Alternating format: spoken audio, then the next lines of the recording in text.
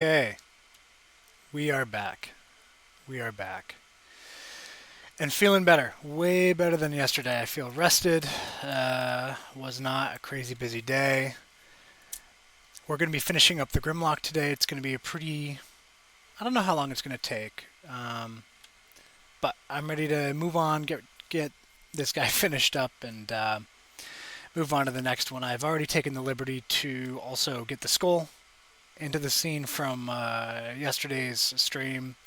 It crashed, and I went, I'm not going to do this again just because it would break the continuity of the flow of the video. So I went, all right, I'll do it before I get the stream going again today. So we got the skull back in here. Probably going to duplicate this a couple times and scatter it around and add a couple of rib cages or something here and there too. Main focus today. Feet are good. Arms are good.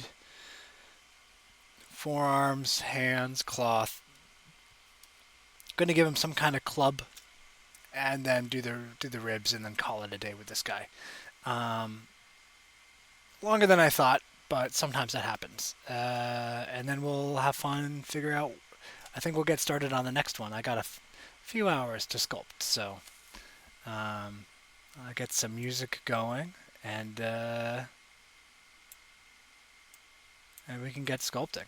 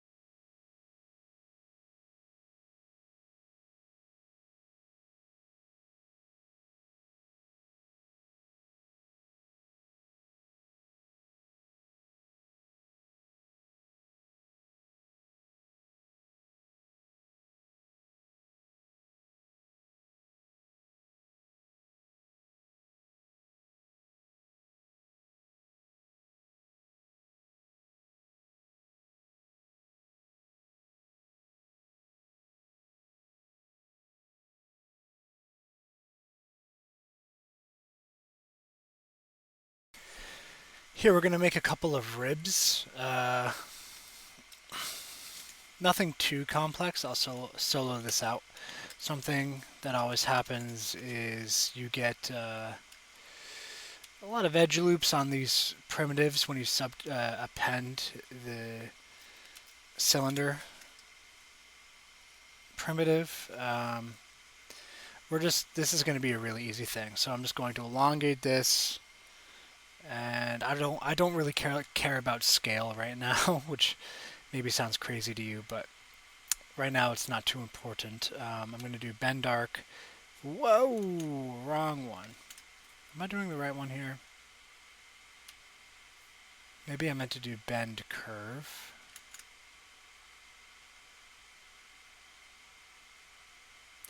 Oh, I deleted all those edge. Uh, I deleted all those edge loops, didn't I? Force of habit. Force of habit. Okay. This is going to be better. Alright. And is there one in the middle? There is. Okay. Bend dark. Click and drag. That's looking a lot better. uh, hit accept. Yeah, I guess that's good enough because then what I'll do is I'll rotate 40 degrees, recenter the pivot, make sure this is home. I'm going to move this. Whoa, whoa.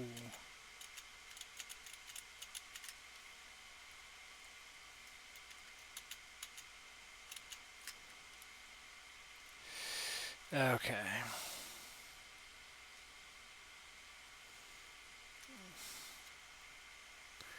And modify topology, mirror, and weld. Hit it with some symmetry. And now what I'll do is I'll center this. Probably do another bend arc. There we go. Sick. And now what I'll do is, no, not that. Bring symmetry back, and then just smooth that out. Oh my goodness.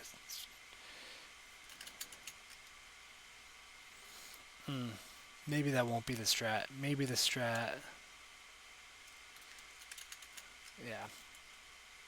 So I'll have to first scale this down, because now scale does matter when it comes to brush size. So now I'll get more of a... I want intensity way down here. Yeah.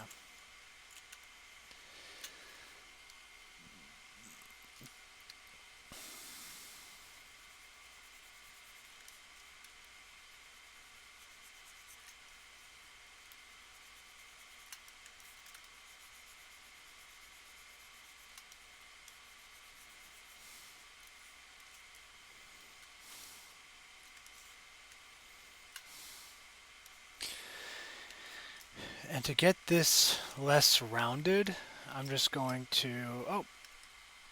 Zbrush crashed. I love that.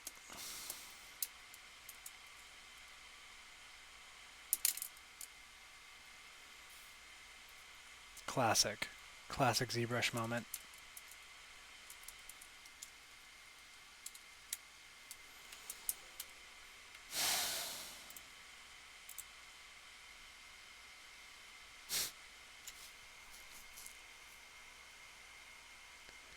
Yeah. Okay, well... might as well see the whole process with the skull too, because I'm just going to do it again.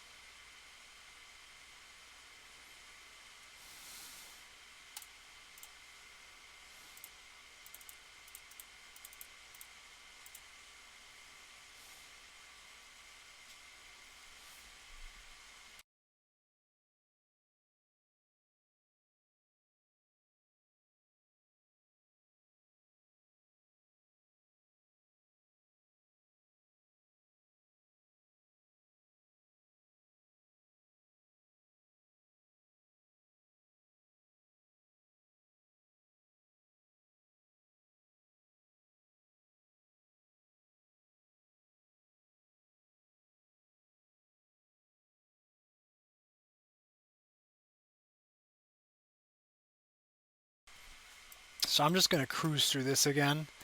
Not much narration while I work, because I've already done this once. Gosh.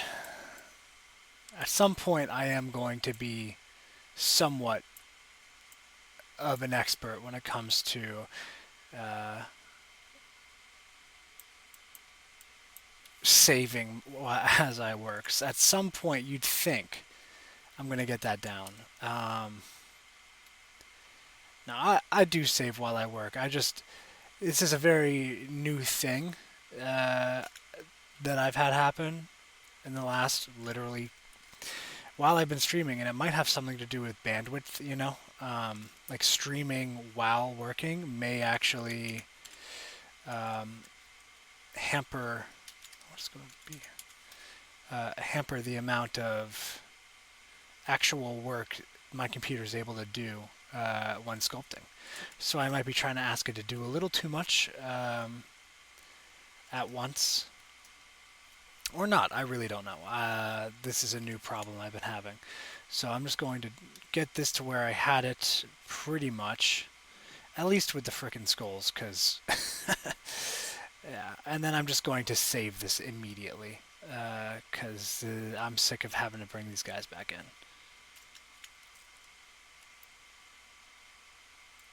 Yeah, that's fine.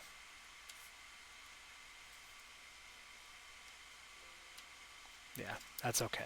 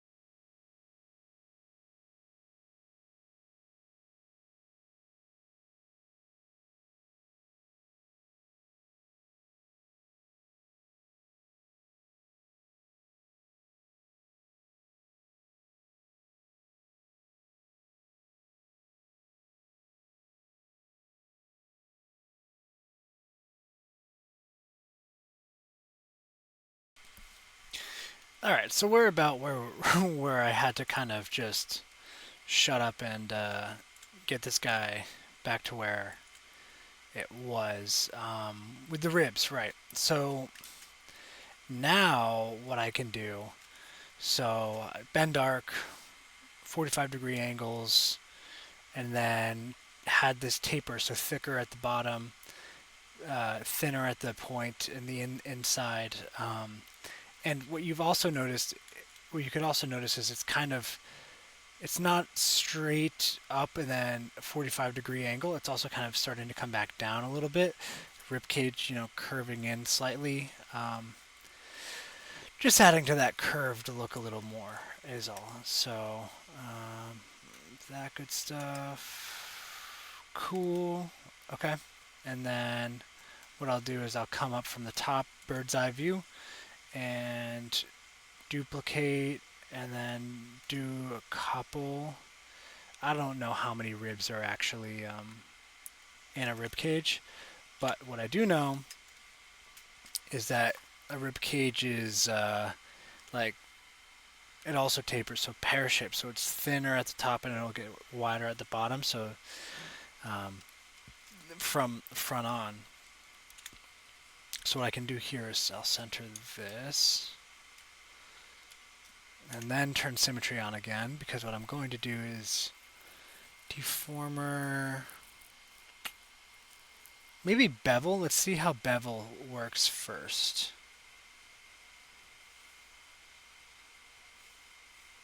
Uh, yeah, I don't really know what this is doing fully, so I guess it doesn't want to work the way I want it to work.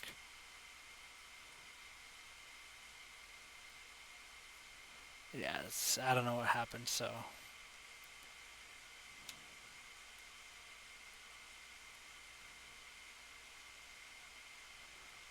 yeah. Okay. Um, think what I'll probably do,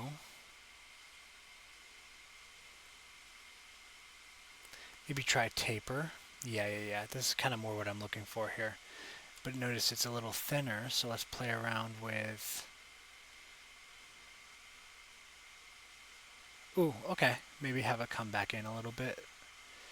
But I want to play with... Not that.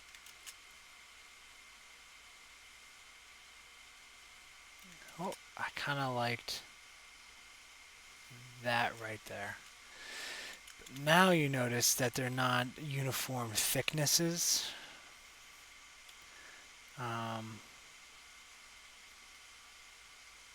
So go back.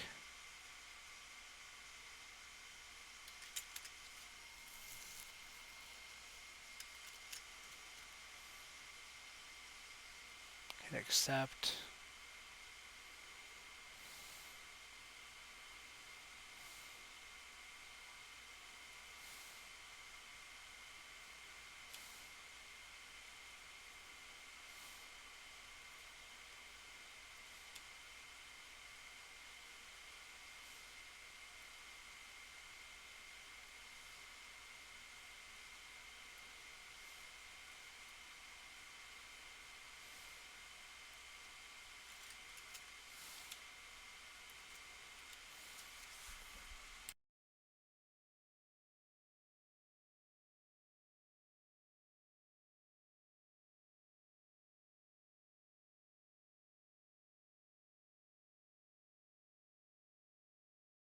All right, well, off the top of my head, I can't really think of a good way to unify these that is quicker than just simply smoothing it and moving it. So I'll do auto groups, isolate these two, because these are really the ones that stand out in terms of being different thicknesses than the others. And I'll just mask the bottom here. So I'll use a mask lasso and just maybe like to that extent. There. Soften that. Come back. And it doesn't matter, it's upside down. I can still, as long as I can see. Okay. That looks better, in my opinion. And then what I'll do is pull the inside in further than the outside, because the rib cage also, in the same sense that it tapers on the outside, it also tapers on the inside here.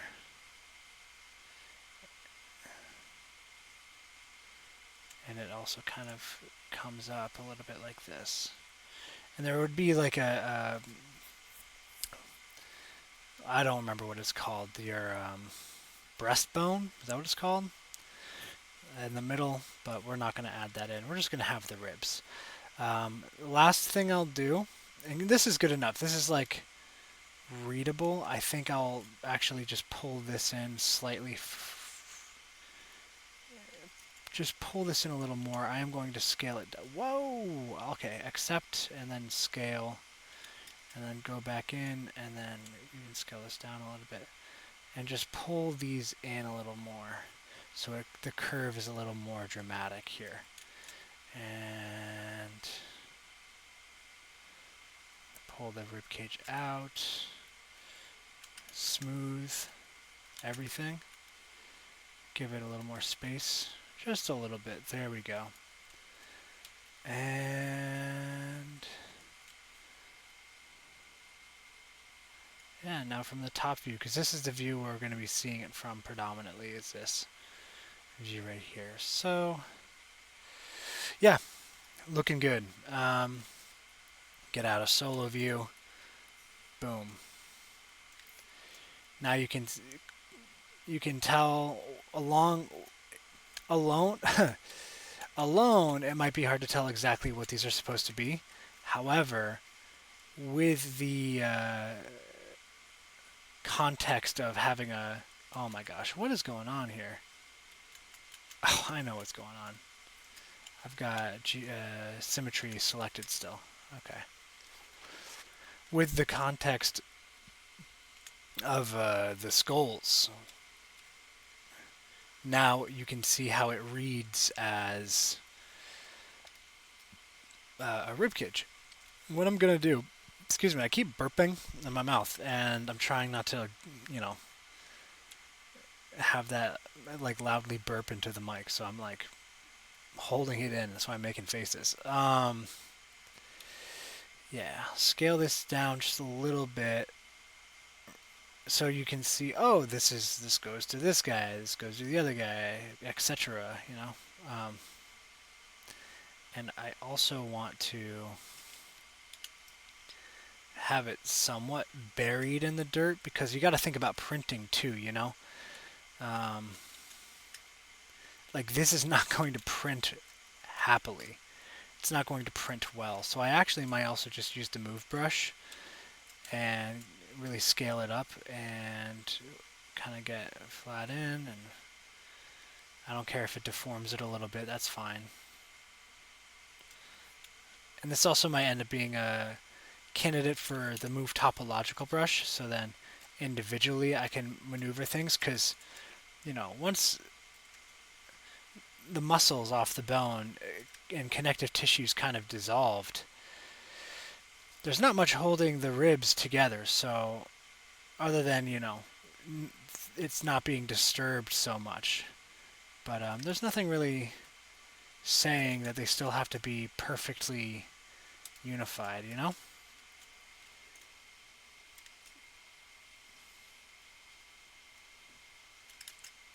Boom. And what I can also do is come in with what might be easier, is come in with the terrain and pull the terrain up, you know?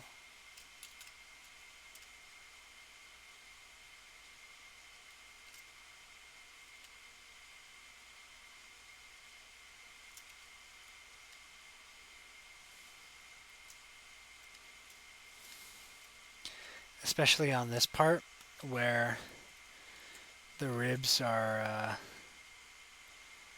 yeah, I might actually do this. Pull this up so that it almost covers the ribs, right? Then exit and go to standard brush because a large standard brush won't actually mess with your tertiary as much, and kind of sculpt this back in a little bit.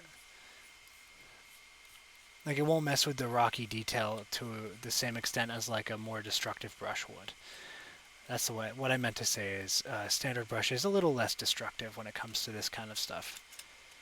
So it's a little bigger.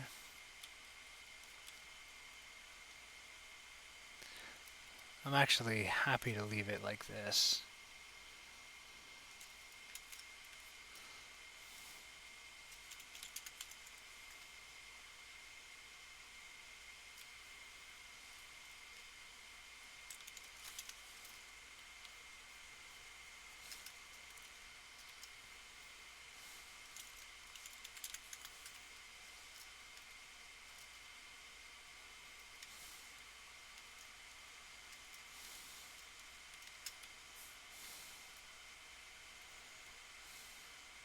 Yeah, okay.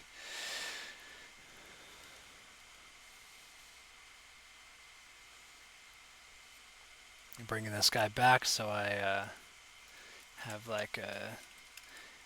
Because you, on top of knowing how to sculpt things, you also got to think about composition with this kind of stuff. So having everything, this is an art piece, right? This is a artistic piece for, and it's a, you have the added challenge of trying to you have to think about a 3D art piece from every single angle, and think about composition in that way, right?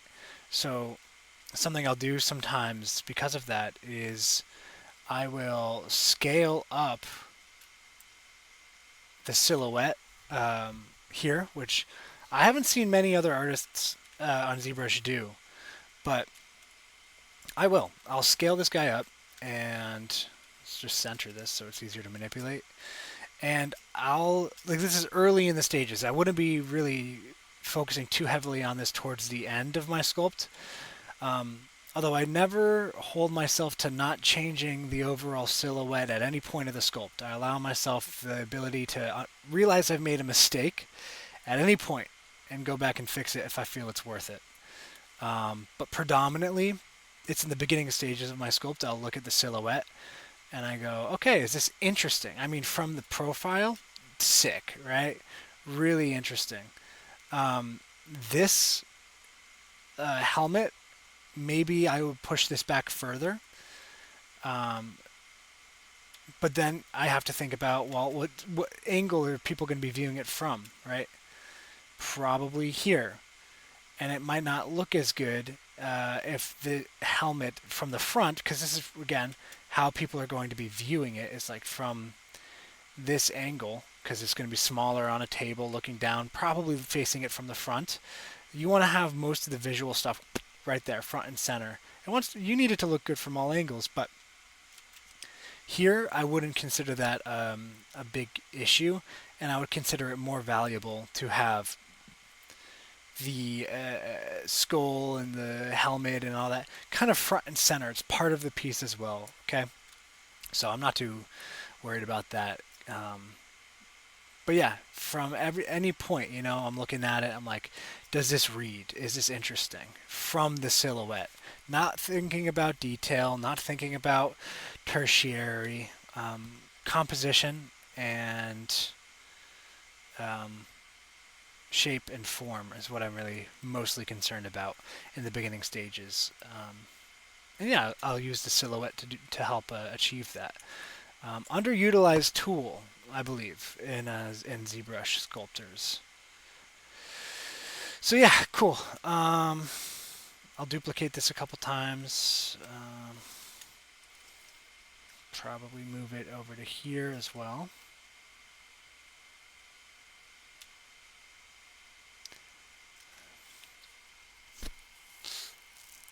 Sick. Yeah, that's pretty cool.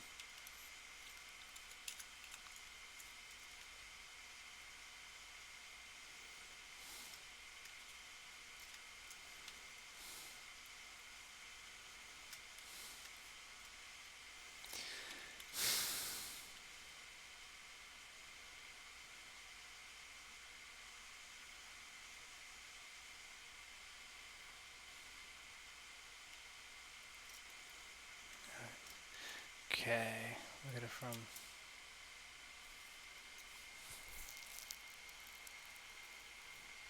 Man, isn't that gnarly? That looks freaking scary. Oh my god. That's a spooky guy. That's a very, very spooky guy. Okay, let me just save this. I've learned my lesson enough times. Um, cool. So now comes the time. Originally, I wanted to give this guy a club. Do I even want to do that? Let's pull up reference here.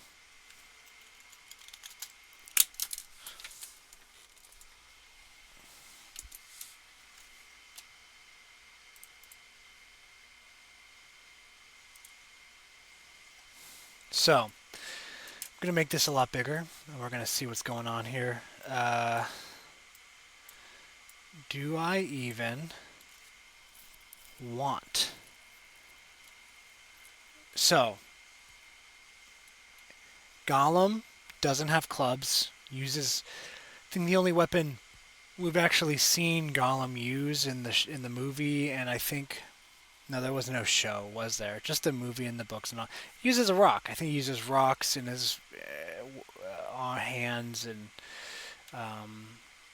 but for actual Grimlocks, everything you see, every image of them you see, they have some kind of primitive, maybe even not so primitive weapon, and so I find it appropriate to make one in this instance. I feel it would be a good use of time.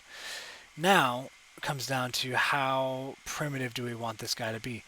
I'm thinking if we go back to this guy,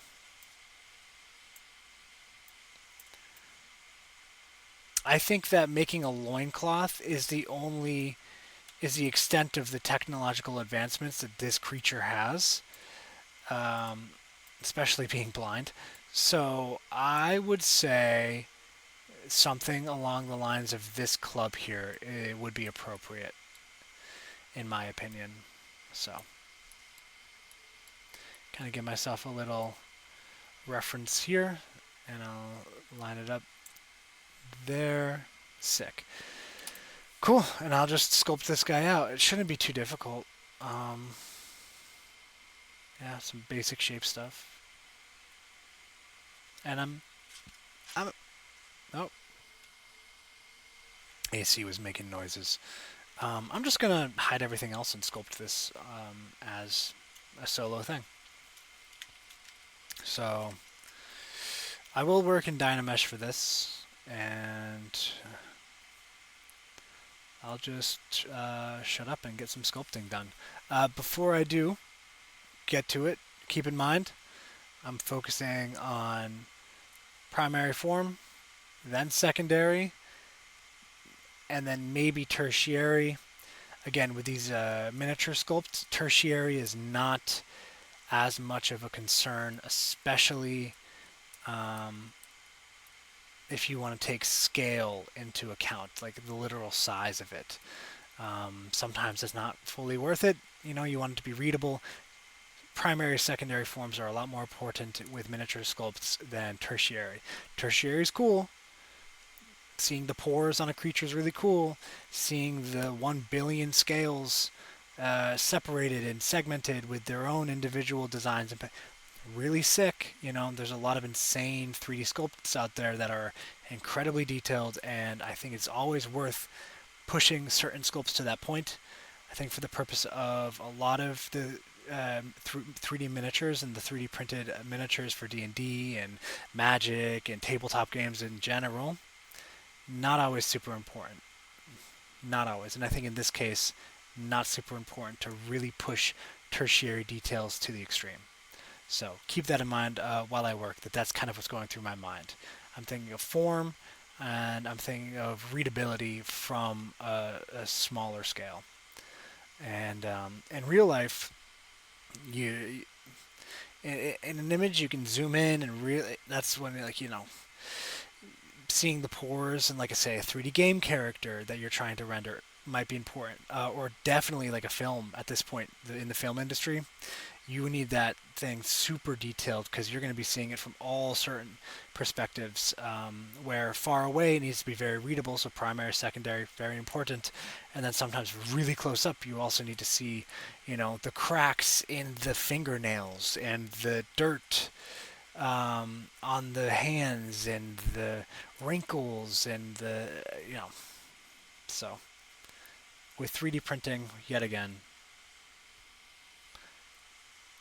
you can stand to not go too crazy into that.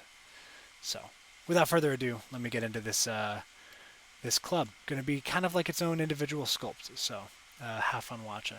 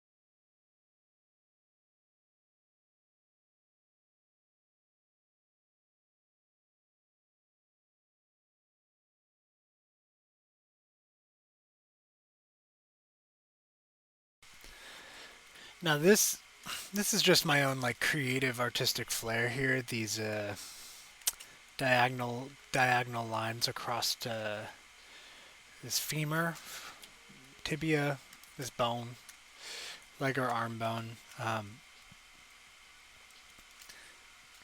To me, it kind of looks like a grip, the grip to some kind of regular grip to some kind of weapon that, and maybe whoever wields this, in this case the Grimlock, kind of like chipped this in, and carved this in to help with a little extra grip, right?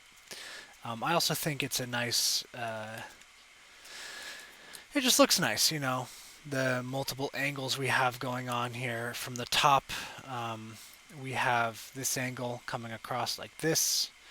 And these lines create an angle coming across like this, and then the line from the big lump here coming across like this, very contrapposto. Even though this is one straight object, you can still create interesting angles. So yeah, sick. And then I'm definitely going to do some wraps, some straps coming around with the spikes hanging out of it, and then that'll be it. Um, Really, especially, well, let me backtrack. Again, we're thinking about this in terms of 3D printing, and so you want objects as close to each other as possible while still being readable, right?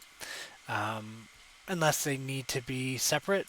In certain instances, you need that. But um, for the case of this, wraps going around the bone, no.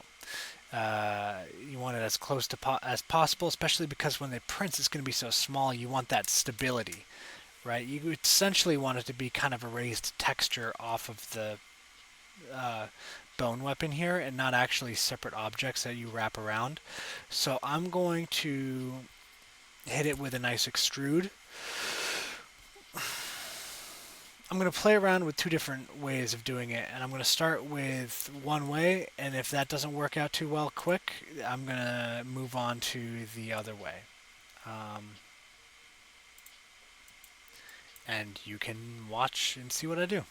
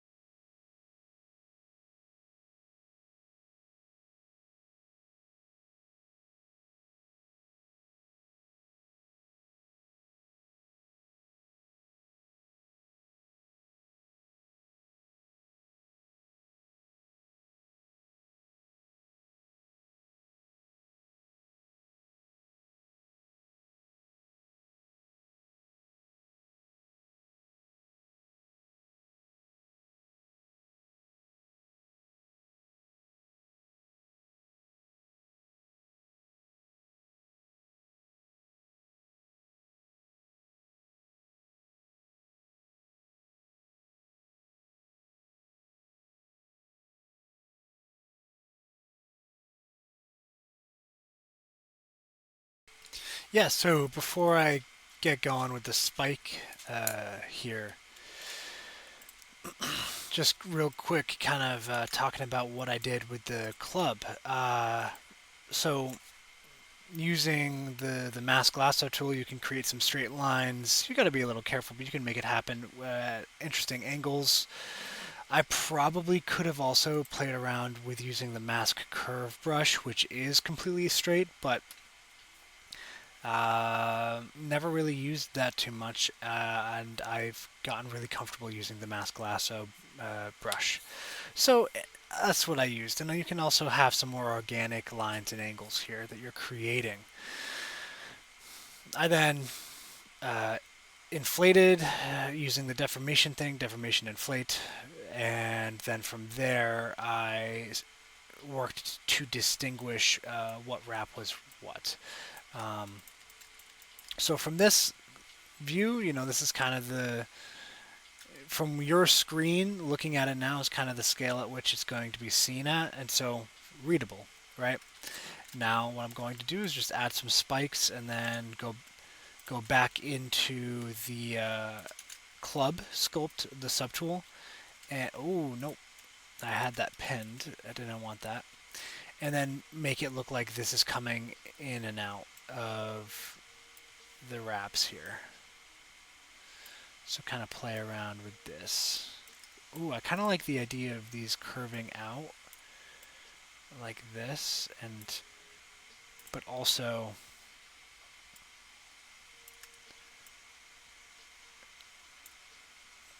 wrapping around like this. All right, I'm gonna get to work on this and just sit back and enjoy the music.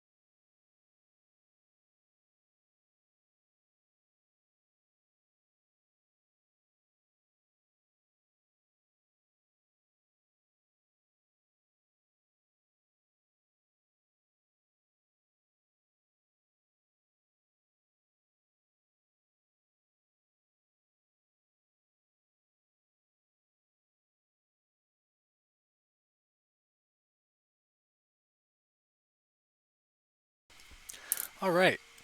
And so for something like this, what I'm going to do also is merge and dynamesh these together. And what that will help do is fuse these into one object. Any clipping that's going on will be erased and it will be one solid object ready for printing. I don't always do this, it's not always necessary, but I feel for the purposes of this, having the club be one thing will definitely help here. So let's just go shift, click here, and it's right there, so I'll merge down now. Yes, okay, and then if I dynamesh, now you can see it's separate subtools, which is good, which is what I want, but it is fused. So if I hide the other subtool, you can see there's actually nothing. These are no longer one solid object. It's part of the same mesh. So pretty sick. Now I can also move it and scale it in uniformly, and so that's pretty awesome as well.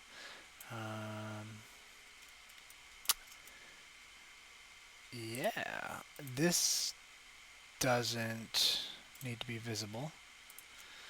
And okay, I'm just gonna scale and move. Symmetry. Oh my gosh.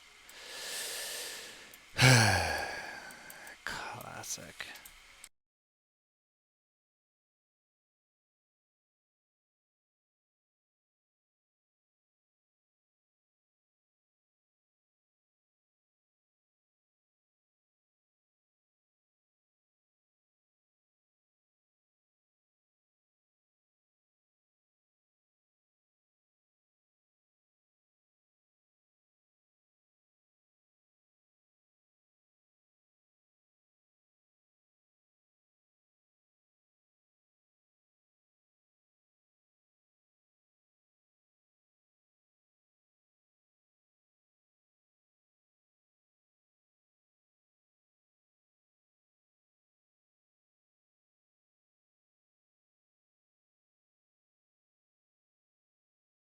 So now comes the question here. Do I move the club down or pull the hands up?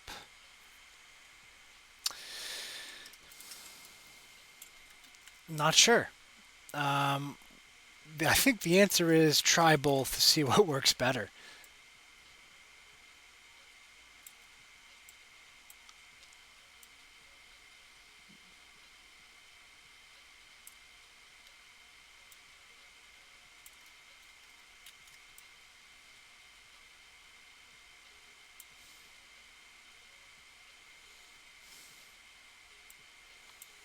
And what I'm going to do also is actually mask.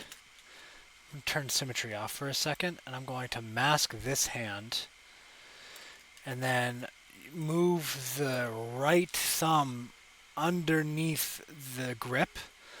Um, assuming it's a right-handed creature. Let's just say it's right-handed, and that will show that it's ready to use this club and swing it with its right hand here. So if I go here, bring it down, and then how much did that deform it? Quite a bit, actually. Yeah, not too happy with that, so I'm going to make this a bit bigger so it doesn't do that. Why are you not moving at the...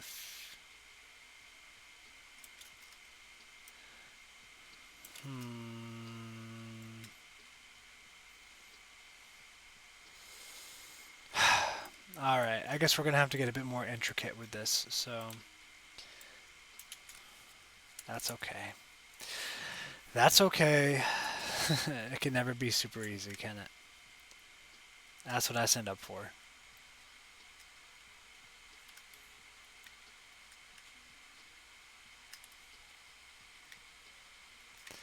I usually do things hoping it'll work out really easy, and then I usually hope it's going to be as easy as it could possibly be, and then I usually end up having to accept the fact that it's not going to be. And I'm not just talking about art, I guess. I'm talking about everything.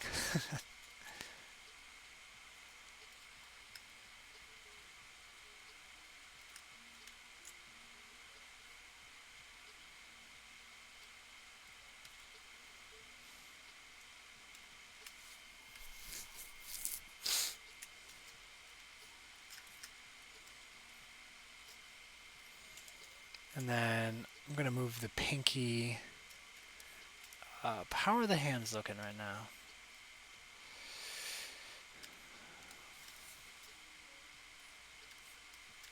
Yeah, that's okay.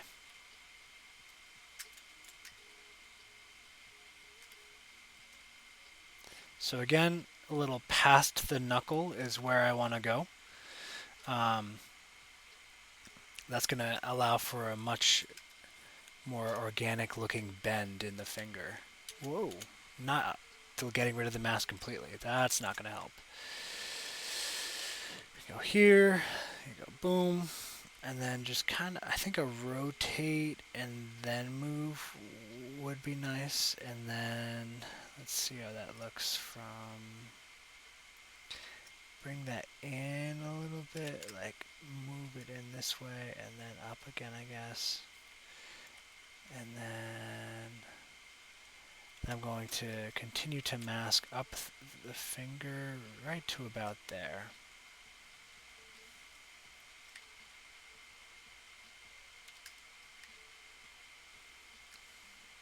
Sick. Now I'm going to might be a little too far back for this top knuckle, but we'll see.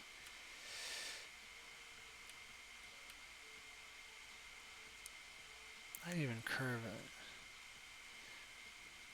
Yeah, this might end up looking good like this.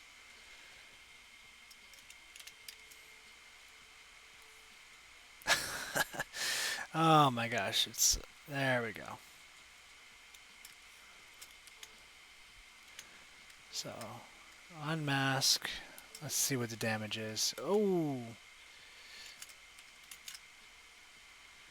I see why. Just smooth that back while it's still masked, and that'll solve everything. Just smooth. That'll solve everything. Okay, a little webbed for my liking. So let's go in here and just pull this part in. Like there you go. Look at that. That's looking a lot better.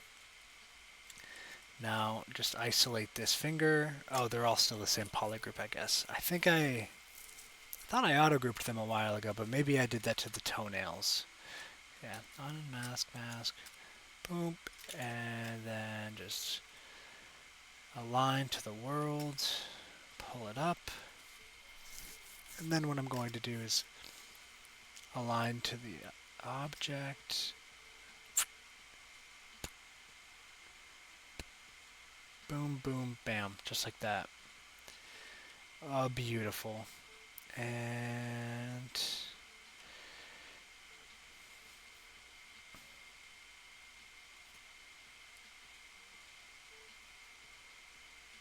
cool. Lastly, what I'll do is I'm actually going to get rid of this one because the thumb is going into the earth, which is fine. I really don't actually mind that. I lied. I do mind that. It's the perfectionist in me. I just want it to be over, but it won't allow it to be so.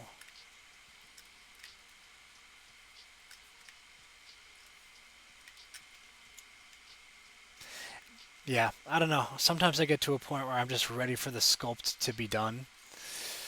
I'm just ready. It's like these are the parts where it's like, it's just almost done. Really, what it is is I think I'm done. I think I've done it, and then I see something, and I'm like, well, there's another 30 minutes, and then I finish that, and then I see something else. I'm like, oh, well, that's another 30 minutes, and then before I know it, I am 2 hours into a sculpt I thought I'd be done 2 hours ago. And that is the part that gets me sometimes when it comes to doing art and making art is you think you're done, and then you have to accept the fact that you're not, and keep going. And then a lot of struggle comes in to like figuring out when you are actually done, because there is a point where you have to just go finished and not perfect. And maybe nearing the point with this guy. Again, quality is not at its peak, which I know sounds insane. I know that sounds crazy. You know, you think everything should be the best piece ever. But listen, man, I think one of my favorite quotes in terms of art is whether you never start or never finish, there is no difference. Um, and so sometimes,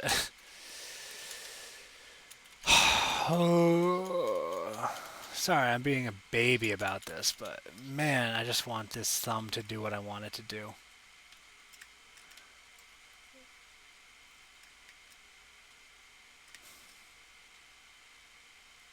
That's fine.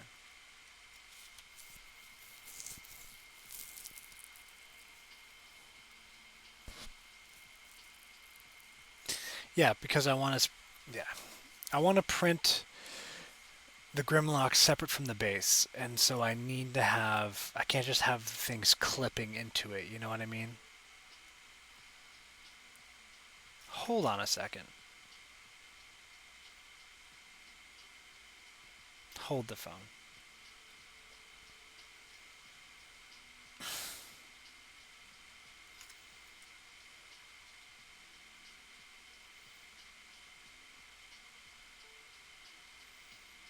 I have thought of a solution to all of my problems. Okay. No, go back to dividing. Okay. Take this guy. Center this. Thought I was gonna sneeze there. Boom. And then what I'll do, pull this in. Yeah, just like that. And now what I'll do is make this club just like that. I'm going to make this club part of the environment. And now what I can do is take the Grimlock. First what I'll do is actually merge everything together real quick. Yeah, I like this plan a lot better than going crazy with the fingers after I... Sometimes, once you've done a lot of sculpting, moving can really damage the details you've sculpted, especially if it's anatomy that's sculpted based on the specific pose. Moving requires corrective sculpting, and gosh, I just really don't feel like doing that right now. So I think that's a much better solution, and I think it's going to be a lot more effective as well in terms of just like overall design. So I'm going to fuse the top and the bottoms. I'm going to hide everything else right now. So it's going to look like that. Yeah, it's going to look like that. And I'm going to merge down. Wait, I'm going to cancel this. I'm going to duplicate before I do all this. So I believe I have a folder just for duplicated objects. Yeah, Grimlock parts. And I have upper body, arms, and legs now. I don't need to duplicate this because these parts are already duplicated. And I'll just merge down. Okay, and then I'll hit it with a quick Dynamesh. Make sure none of the detail was lost. That's still good enough. And what I'll do really quick is just go in with the flat brush, and I'm using Alt as I go in and these edges here, these creases, I'm actually sculpting into to help smooth out that transition between the two objects.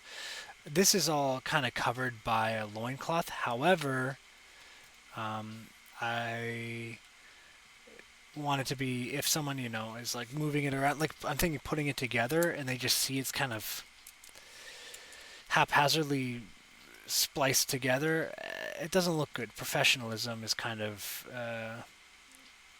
another name of the game here. So let me just mirror this real quick. Mirror and then geometry and mirror. And let me just make sure that I didn't mess everything up. No. Nope. Okay.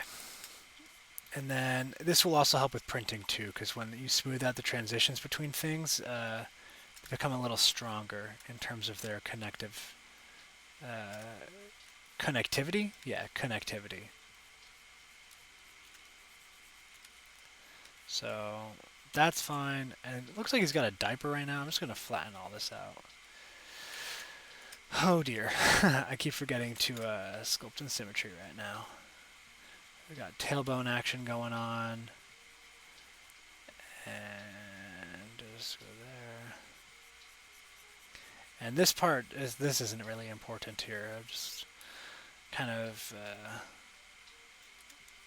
go in, just do this, because once again, there's a loincloth that's hiding all this part. But you see what I mean when I'm like, imagine you're like holding this and you look up there, like, what's going on here? And it's just like skinny legs just kind of clipping into this lower section. No, I kind of want this to have hints of anatomy thought out here, but nothing insane. This isn't, like I said, I think in the last video, you don't worry sculpting things that are just not going to be seen. So, and then I'm also, just to add on to this, I'm going to pull this down further, you know?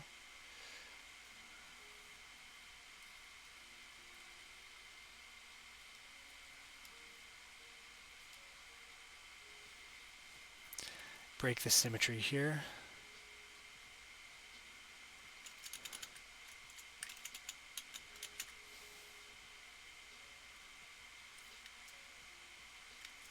Still connected, cool. Might even bump the inflate up just a little more as well.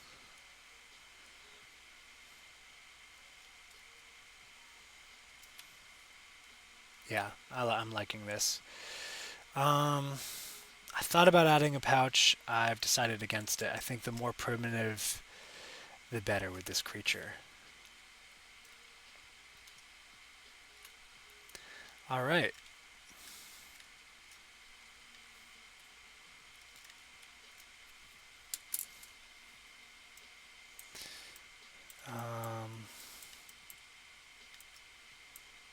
And then, yeah, so what we can do is we'll print this guy, we'll print the base, and then we'll just lay this on top, and you can kind of maneuver this guy around, glue it to the bottom, whatever. And yeah, it should just rest on here. In terms of balance, it's a little back heavy. However, I feel the head's going to make up for that. I actually think that even though the center of, how do I explain this? Even though it would seem to be unbalanced, because this is so far behind the hips and the feet, I think the head being as big as it is, along with the arms coming out as far as, as far as they do, will add to leverage, and it will actually balance this out. And if not, just glue it to the base. I've thought about doing pegs. Nah. The last thing I think I'm going to actually do here, well, I'm going to just delete this. I don't want this skull. Yeah, no, I don't want that skull. I'm going to go into the base. I'm going to add everything to a folder, and then merge the folder together, and then dynamesh the folder so all these little crevices and holes get filled in as well naturally. And I'm guessing it's going to end up looking pretty good. Guessing. Probably not something you want to hear from me. I'm guessing it's going to look good. Hit this with a quick divide. Smooth. Yeah.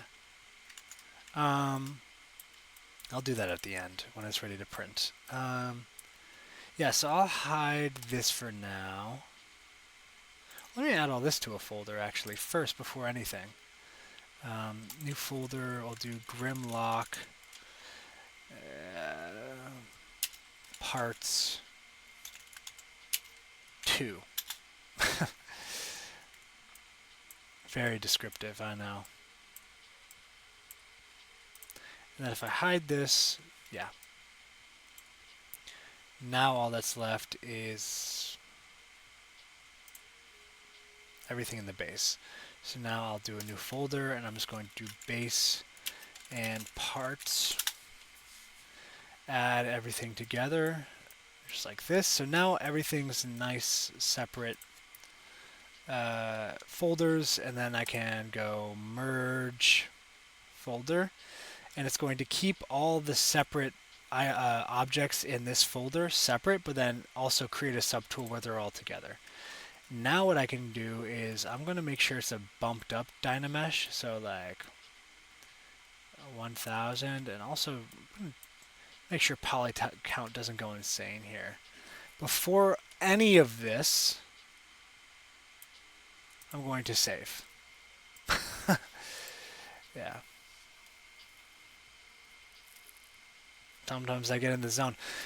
Crashing was not a problem until literally the last video I did, and then out of nowhere it just starts crashing with every little thing. Maybe I need to update drivers or something. Okay. File saved successfully. Let's dynamesh this guy.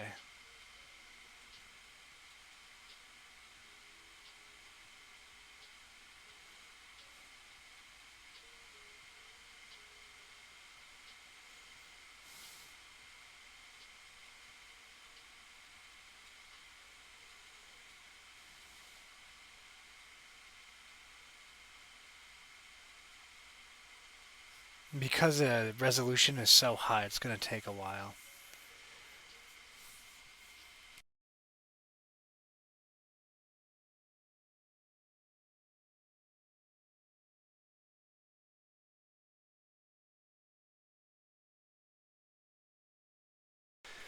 Alright, 6, so it's been dynameshed, and let's just take a look at what we got going on here. So if I go Shift F, you can see separate polygroups, but if I hide this, okay, you can see that the parts where the other objects kind of lay into it is just not there, and that's because it's all part of the same object. You can see they're kind of clipped. That means this is all hollow. It's fused together where it needs to fuse together. Yeah. I'm happy with it. So let's bring this whole ensemble together and get some rendering going.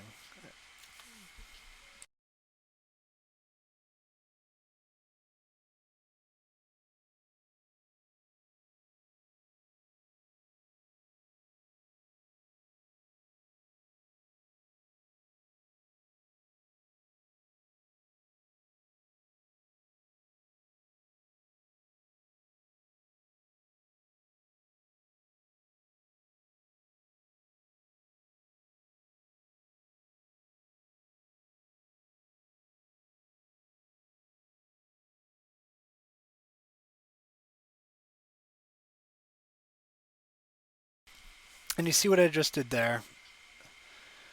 Not super difficult. Honestly, you could even get away with simply moving this guy back a little bit, you know?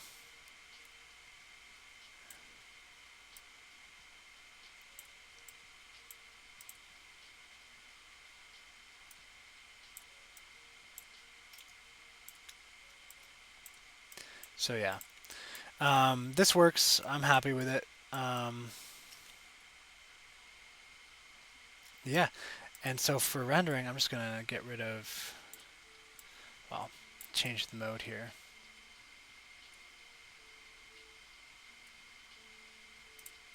Cool. So going to save as, I'm going to go Grimlock, but I'm going to do a new different subtool, and I'll say ready underscore for underscore printing. Cool. So this file is going to be the one where I get them ready to be printed. So that means deleting any unnecessary subtools to save up space, and so I can understand what it needs to be printed and all that stuff. So what doesn't need to be here are all of these other folders. So I can delete folder. Oh, crap. Well, I'll just put them all into one.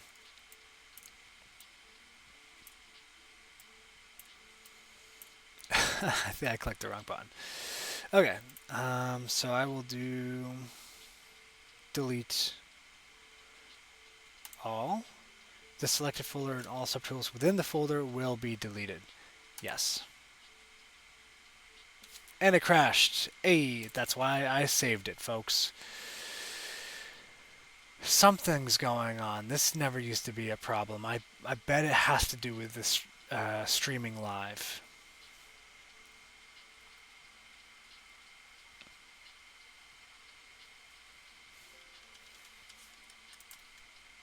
Silly.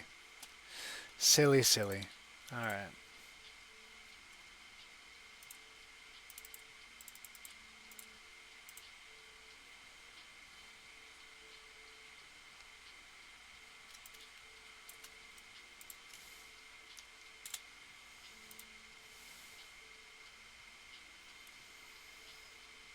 I'm also going to load a material I really like to use here. So MP gray. You just get it off of the Zbrush. I really like how it makes these sculpts pop. You know, really, really accentuates it. So um, yeah. Anyways, where was I? Right, I was deleting folders. So if I go to, it might be too big of a process just to delete everything. So what I'm going to do, and I don't recommend doing this all the time, but I'm going to always OK the delete button and just go ahead and yas all these guys out of here. So now that folder's gone. Um, I'm comfortable doing this because I know it's saved. If I like accidentally delete a subtool, it's not like it's gone forever. Um, okay, so now I'm left with two, and I'm going to name them. Naming should be something I do during the process of sculpting, but schmud, whatever. Grimlock, and then we'll do base. Sick. I'm going to be more specific because I have a lot of base STLs now. Base under skulls. Cool. Yeah, a lot of this stuff you can like mix and match these so that they uh, you know you can use different bases for different kinds of things. So happy with this now. I'm going to do a quick turnaround and then call it good for maybe well, it's 8 p.m.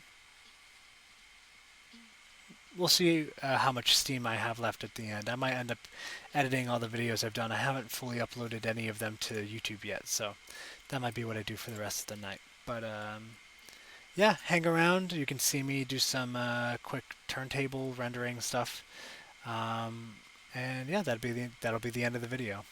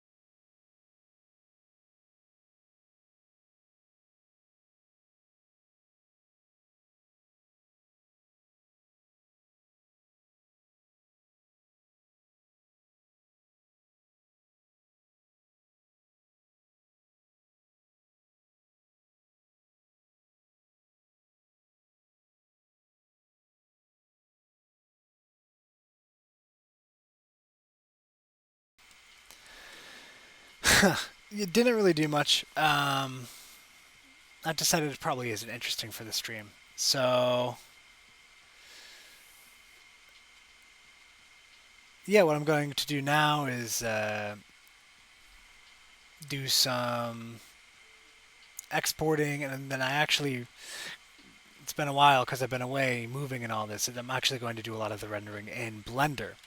I have a whole studio set up there. I might go do like a video separate about how I have my rendering studio set up in Blender. I treat it like it's its own photography studio. I have 3 point light setup, sometimes four, sometimes two, depending on the actual sculpt and what I need to make sure I capture.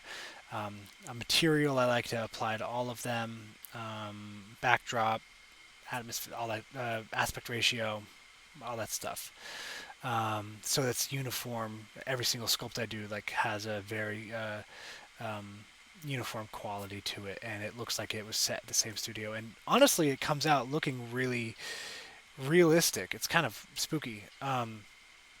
It looks real. It looks like an object I've photographed sometimes. So, anyways, yeah, that was the Grimlock. There's 3 separate videos. If you've made it through all 3, that's pretty sick. Thanks for making it to the end. If not, it's the only one you see. Go check out those other 2. You can kind of see the process. A good chunk of the work was documented in this guy. So, yeah, tune in for the next one. It's going to be, I don't know yet. I actually have a random wheel that I use I have like 200 D&D creatures that I'm kind of working through, and this is number 2.